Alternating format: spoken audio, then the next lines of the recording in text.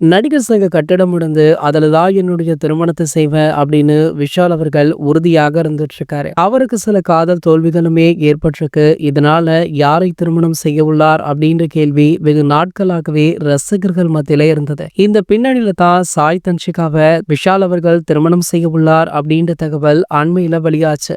கபாலி, பேராண்மை, பரதேசி உள்ளிட்ட பல படங்கள்ல நடித்து பிரபலமானவர் தான் சாய் தன்ஷிகா. இது தொடர்பாக விசாரித்த பொழுது சில வருடங்களாக விஷால், தாய் சன்ஷிகா காதலித்து வருகிறாங்க அப்படின்னும் நட்பாக பேச துவங்கிய இவங்க பின்பு காதலாக மாறிவிட்டதாக சொல்லப்படுது. இந்த நிலையில அண்மையில நடந்த யோகிடா அப்படின்ற படத்துடைய இசை மற்றும் ட்ரெய்லர் வெளியீட்டு விழாவில் அதிகாரப்பூர்வமாக அந்த மேடையிலேயே விஷால் மற்றும் சாய் தன்ஷிகா ரெண்டு பேருமே அவங்களுடைய காதலை தெரிவிச்சாங்க. காதலை தெரிவித்தது மட்டும் இல்லாம திருமண தேதியுமே அறிவித்திருந்தாங்க. அதாவது ஆகஸ்ட் 29ஆம் தேதி நடிகர் விஷால் அவர்களுடைய பிறந்தநாள் ஸ்பெஷலாக இந்த திருமணம் நடைபெற போவதாக சொன்னாங்க.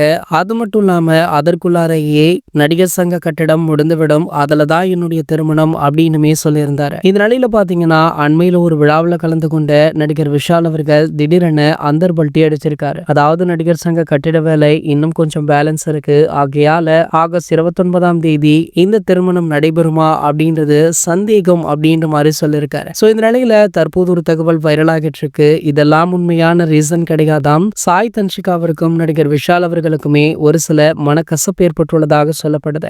ஒரு சில வாக்குவாதங்கள் பின்னணியில போய்கொண்டிருக்காம். இந்த திருமணம் நடக்குமா நடக்காதா அப்படின்னே தற்போது தெரியல அப்படின்ற தகவல் வழியாகி வைரலுமே ஆகிட்டு இருக்கு. இது போன்ற சினிமா செய்திகளை நீங்க நொடி பொழுதுல தெரிஞ்சு கொள்ள நம்மளுடைய சினிமா டைம்ஸ் சேனலை மறக்காம சப்ஸ்கிரைப் பண்ணிக்கோங்க.